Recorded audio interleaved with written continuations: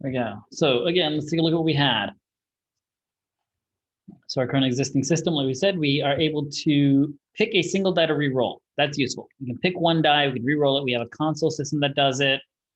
We have our main class that goes through and asks and rolls it, and we ask for one die to re-roll. What we want to be able to do now is looking at our die class first. Sorry, not a die class, our hand class, so to speak. We know we need a method that's going to take it. There he is, he's back. That's going to do a list of choices. We need a list of choices that are integers so that we can then roll those dice. Integers are the indexes. Now we need to decide, well, what are we going to ask our user and how are we going to make a list of choices? We know in our console, we need to do a static public that just do list here, integer get choices. So that's the result we need to get here. We need to go through this thing and end up with a list of numbers. And now one thing I like to do, this is nothing you have to do, but can help out, is when I know I'm returning something, I like to just first and foremost create something that validates that. So I'll just quickly do a, all right, well, let's do a list integers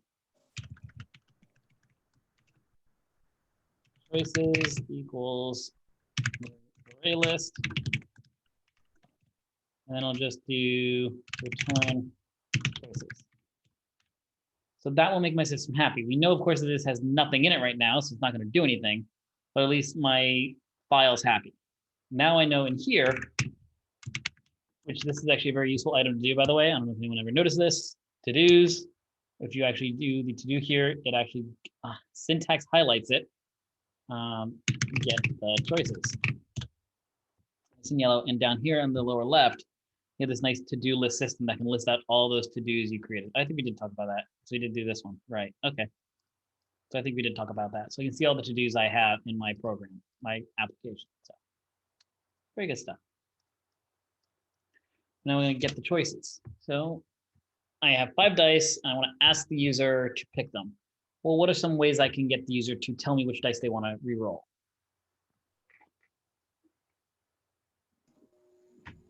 Via the command line. Command line. What could the user input for me? What could they type into the console for me? Numbers, like die numbers. Yeah, I can ask for the numbers of the dice, right? Yep. In order 1 to 5. And now I need multiple of them, though. So did I ask them to, there's a concept where I can ask for one at a time and just say, do you have another you want to select? Yes or no. And then ask again, yes or no, ask again. Is there a way that I can get multiple dice in one shot? Could I do that? Yes. Yeah, I could ask for, let's say, like, I could have them do like 1, 2, 3, or I could maybe even do 1, 2, and 3, right? With spaces in between. Now that looks like it could be useful, really useful in like splitting, right? Yep. I could probably split that. Ooh. So let's do this. Let's do string input equals scanner next line or next line, right? No, next. That's better. Yeah, next better. Scanner next. Before we do that, we're going to do a S out. Dice you want to re-roll. Next, we'll grab that. And so now we know we're going to get back from the user, for example, 1, 2, 4, and 5, possibly. We might get that. Dice 2, 4, and 5. We want to take that, and we really want, again, a list of 2, 4, and 5 as the elements. We know we want to pull those numbers apart now, right? And I think I already said the word earlier. Let's see who was paying attention. What system can we use to pull apart this string? Split. There we go. Yep. String. And I'm going to do, let's say I don't know what the split's going to return, right? Let's say I don't know the data type. Is it a list? Is it a character array? What is split going to return me? Well, I can find out by just doing input.split, and we can see over here on the left, sorry, on the right, what it's going to give me, right? Well, I think someone was going to ask a question. I was going to say, for line 25, yes. Do we call scanner next, or do we call scanner dot next line. I tend to use next, especially if just because I need to work. Next line might include the previous stuff. So if I actually did this, I think next line would include this text. So So that's what we got to be careful of. I ran into this with my Okay.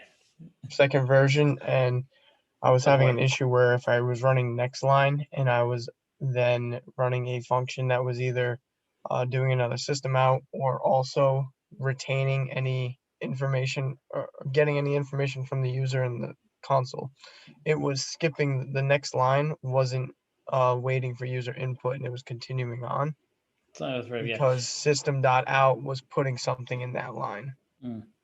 Yeah. So Next line tends I to ran have into system issues. next being the Yeah. best. Like it always reads what you use, what's typed in next. Yeah. I know that there's, I need to, it's one of those things I keep wanting to do is go look up the specific difference between next and next line.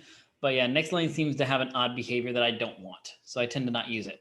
I tend to just use next when I want a string. So I know that next line, there's a specific thing that it does. I didn't look up the method recently to see what the definition of is, what the difference is. So I recommend next. If you want to use next line, I highly recommend looking up the actual defined difference between the two, so you understand the use case and how to use it right. So next, we're going to then do input. So what I was saying though, like I said, let's say we didn't know what the return type of a method is. Type in the method input.split. We see that it's going to return a string array, so I can do that. Do string. Yeah. Come on. Input array equals input.split, and we want to split on spaces. Nice and simple, right? Cool. Do No that. validation right, or no sanitization right now. No, and like I said before, when doing it the first time, Yeah. assume you're going to get the perfect user. So that way Yeah. your logic is the only thing you care about right now. If you're trying to do validation, sanitation, and logic at the same time, when Yeah. something goes wrong, you don't know which of those three things is wrong. Is it the validation that isn't working? Is it the sanitation that's breaking the system? Or is the logic wrong? And so that's where, for me, again, the biggest thing to do is always to assume a perfect user first. And then after you get that system working, the logic working for a perfect user, now you want to ensure you get the perfect input from the non-perfect user. Love that. So, That yeah. sounds, that's awesome. Yeah, I never did thought it of that. like all together, and it didn't really. I didn't have too many testing problems, but it did definitely take a little bit like more because like I didn't get to like just move through it as quickly. Yep. But I got to implement streams, so I won't say what I did specifically, but I used streams, and I had a really good. It worked really well for this particular. Like I said, I'm looking forward to next week. The first 2 days, Monday and Tuesday, we'll do presentations of our apps, of the Yahtzees that we've built. So you'll be able to share yours. Probably have you do yours last, so no one feels threatened by yours. No. Fair. Mine will take the longest, most likely. There we go. Try to That's make it as will give you quickly- Tuesday. Try to make it as quick as possible. Yeah.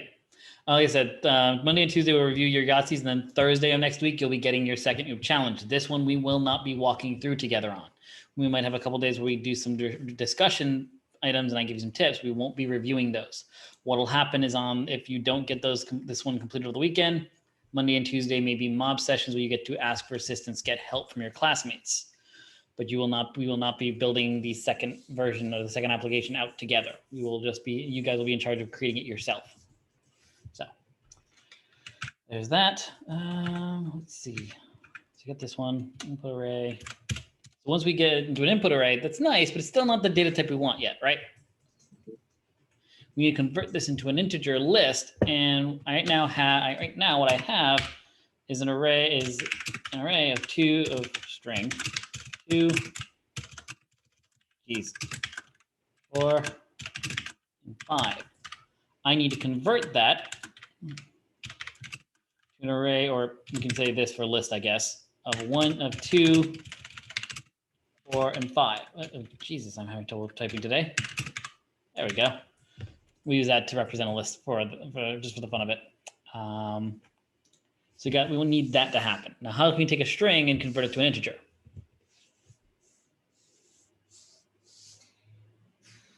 Can parse it. Good, parse. Yay, that's the word. I want to parse it. We want to parse each item in our string array and then add it to our integer list. So we want to iterate through our input array. And is there any reason for us to skip any numbers or to skip any elements in our array? Or do we want to touch each item in the array one time? Each One one here. one time. Yeah, each one time. I want to start hearing some voices other than Cullen and Christians.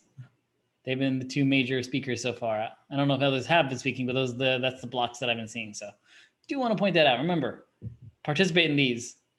Give answers, give questions, make sure you're learning it. Make sure you're getting it. Otherwise, it will, if you don't get these items and you're not willing to ask the questions, it will show on your submissions to me during your OOP challenges. So ask the questions, validate things, make sure you know what's going on. So again, you're going to have to, no matter what, you're going to be presenting whatever you coded next week. Even if you submit something that doesn't work, you will present what you have. So take the time, learn with us, ask the questions, take guesses. All right, cool. So parse it. Let's go ahead and Christian, what did you say again? Make sure you said it again. Say it again.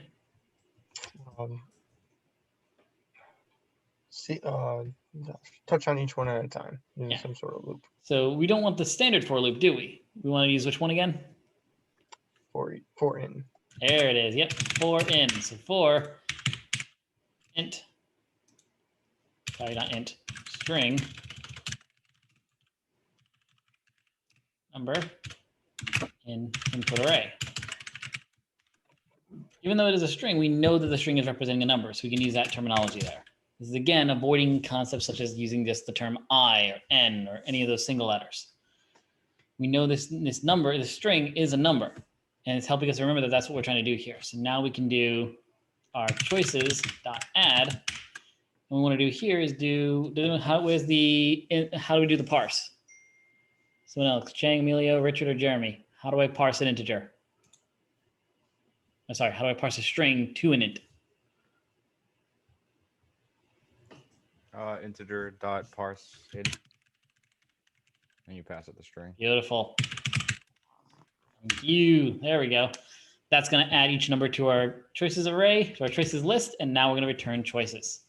That's going to get us a nice list of choices for us to then get. Let's try testing it. Let's head over to main. Let's swap this with, instead of get choice, with get choices. Nice and simple. And again, this is why good variable names make sense. It's very easy to switch these back and forth. I know what the difference between the two are without having to check it out. Let's hit play.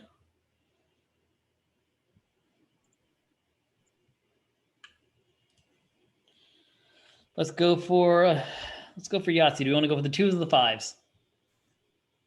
Which Yahtzee do we want to try for? The 2 or the 5? 5.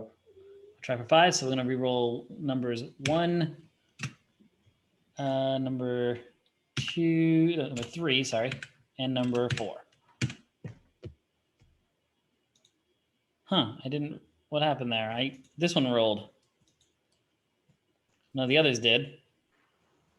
Also, I made a goof up. Hold on a second. And I think on class, I need to do -1. line here. That's going to help us. And then, yeah, we need the +1, right? Right here. Yeah. Our choices is our role wants indexes, but our choices is getting user numbers. So we're getting positions. So we want to change that there. Let's run it again.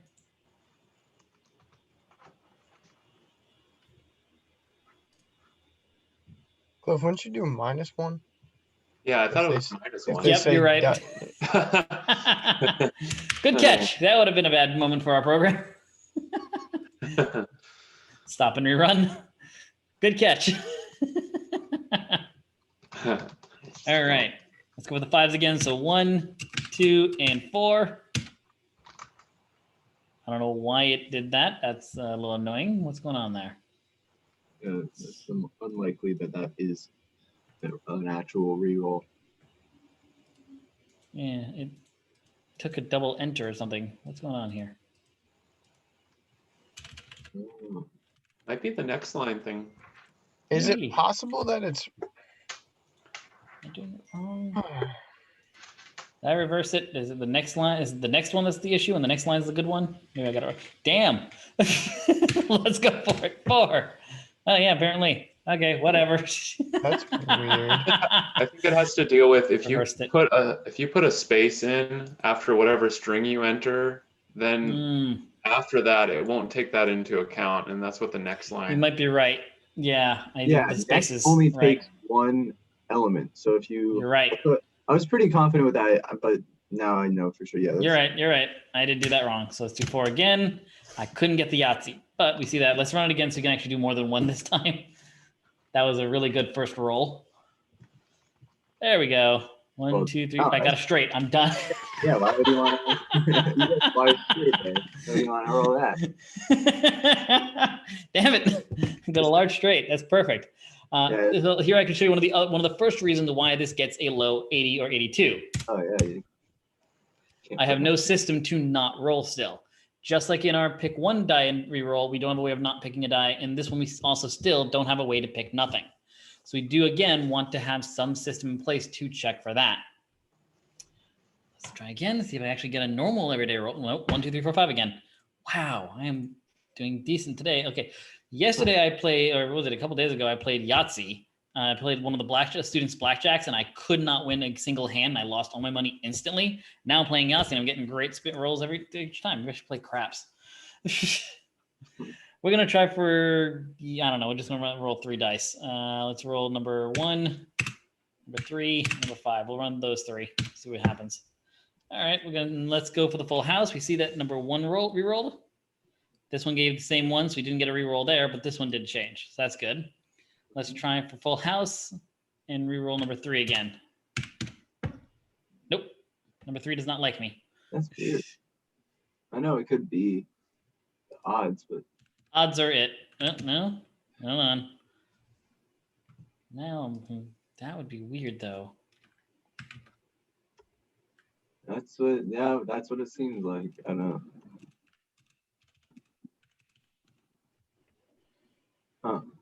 That re-rolled. This one didn't, this one didn't, this one didn't. Let's try it again, make sure. That doesn't make any sense why that would happen though. Nope, okay. Is it really just been that mathematically bad? Yeah, That it worked. might be that That bad did. because I did it That did. twice That and did. it barely That did. changed. And then the last one, everything changed.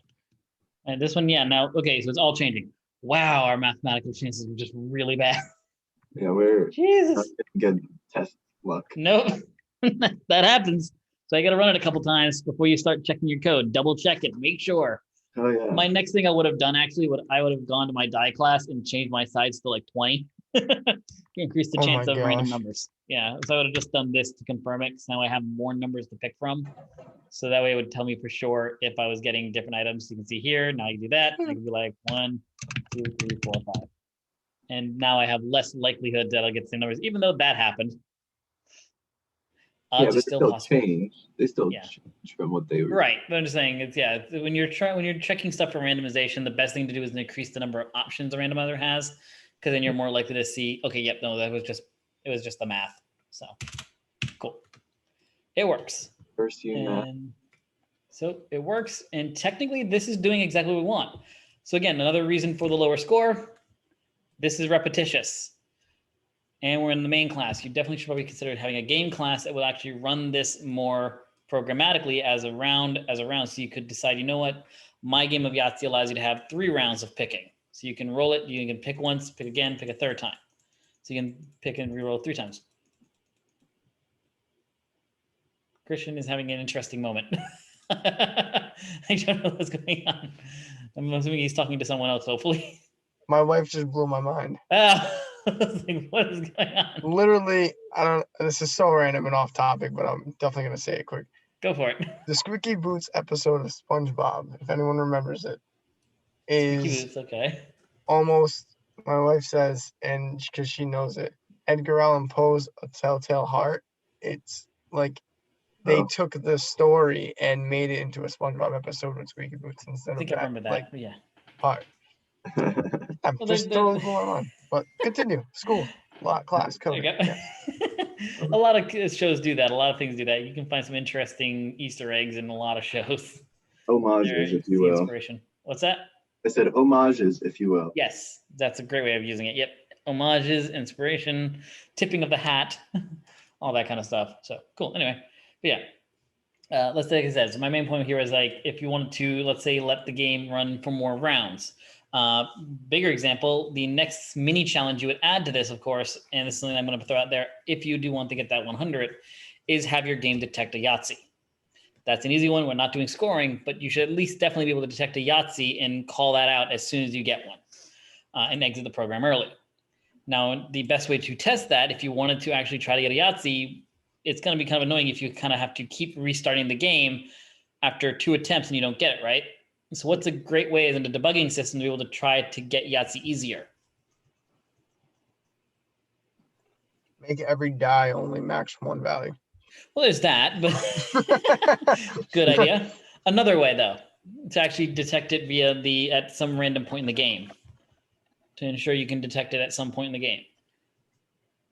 If every element in the list is equal to each other. But again, if I wanted to debug that logic, so I know what the logic is, but I wanted to debug that. If I had to right now, I'm going to go here. I rolled it one. Well, let me rerun the game now that I have the normal 6 die again. So let's see how long it takes me to actually get a Yahtzee right now. So I got this. I'm going to go ahead and roll 1, 2, 3, and 5. Got that. I got to now roll 1 and 3. I got pretty close, but nope. I got to do it again now. So let me try again. And I lose that progress. All right. Now I'm going to roll 3, 4, and 5. Ooh, I got another one. So let's try 3 and 5. 25%. I actually got it. God damn it. How'd you know that was? Damn you. Really low chance. Bro, that's wild. Low chance. What is that? 3 rolls. 6 tries. I Seriously. couldn't get 1 all day yesterday. So, and because my point here was like, you keep getting close, you have these numbers, and you have to throw that progress away. You could have, let's say, 4 of a kind currently, and you want to keep that, but now you have to keep doing it. So one thing I could do, for example, is allow myself more chances, right, before the game ends. If this was a looping system, I could just increase the number of rounds, and now I get to just try again until I get it. And so that's a nice debugging system. So that's one of the other reasons why this would give you a low score. This is copy paste. This is repetitious. This should definitely be something that is looped or controlled. And another final item is the ability to replay the game. If I want to play another round or roll again, I should be able to just say, yes, I want to roll again. So those are some of the items that are keeping the score down lower in the 80-82 range.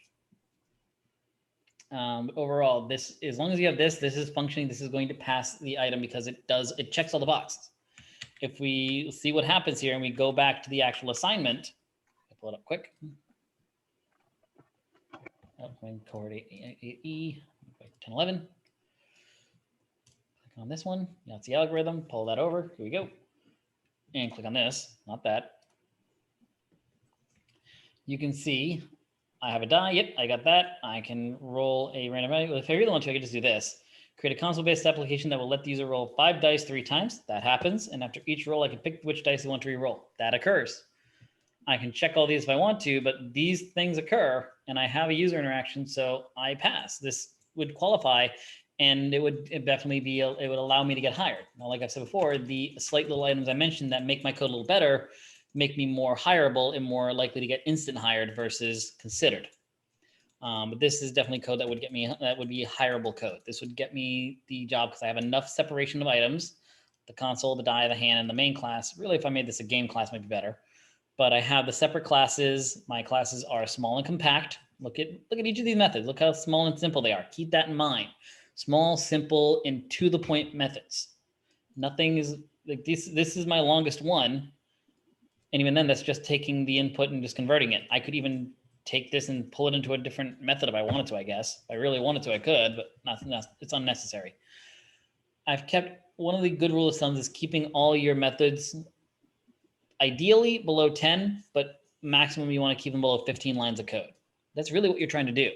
You want your methods to try to be less than 15 lines of code. Is that a hard rule? No. If it requires it, go for it. But if a nice goal is to have methods that are small, compact, easy to understand what they're doing without having to read in, be like, okay, what's happening here? And if there is complexity, those complexities are separated into other small minor functions. So we can have smaller functions that do things. So That being said, this is where I'm going to leave everyone here. Now your challenge is to go back, look at what you created. At minimum, by Monday, you want a working version of Yahtzee. That's your goal, because no matter what, you're going to be displaying what you have. You'll be reviewing your code. So definitely work on this. Minimum, build what we have, and then add your own little flares, add some of the features that I mentioned that are not going to get you a good grade for that, are not going to get you a higher than 80 grade. So you get a better one, tweak some of the things, and put in some of your own personal touches. Change some of the text, do some things like that. But really what you want to do is take what you've already started and tweak it and use my code as inspiration. So let me go ahead and push this up, add -a, -m. Oh, no I. Finished. And thank Careful, you. no I in the commit. Thank you. I was like, Good to oh, full. Git push. There it goes. So definitely take a look at that. That's going to be your focus. If I don't have all good past submissions by Monday, like I said, what we'll do anyway is we're going to be reviewing them. And then if necessary, we actually may even do half the class presenting some and the rest of the half doing a mob session. So if there are a good number of students that don't actually have passing grades by Monday, what we may end up doing is after a couple presentations is do some mob sessions to help those who are a little stuck still. Sound good? sounds great. Cool. Yeah, 7:30. So I guess if you're more than welcome to do a mob session tonight, if you guys think it'll benefit you guys to kind of review what you have, if you want to kind of talk about where you, if you want to ask your classmates, should I keep working with what I have or should I rebuild it from scratch? Feel free to do that. You can definitely ask your classmates what you think is the best route. All right. I'm down to give advice. All right. I will see everyone on Monday. Have a good weekend. This is your main priority here. Get this going. All right. I'll see everyone on Monday. Yeah. Bye. Bye. Quick look.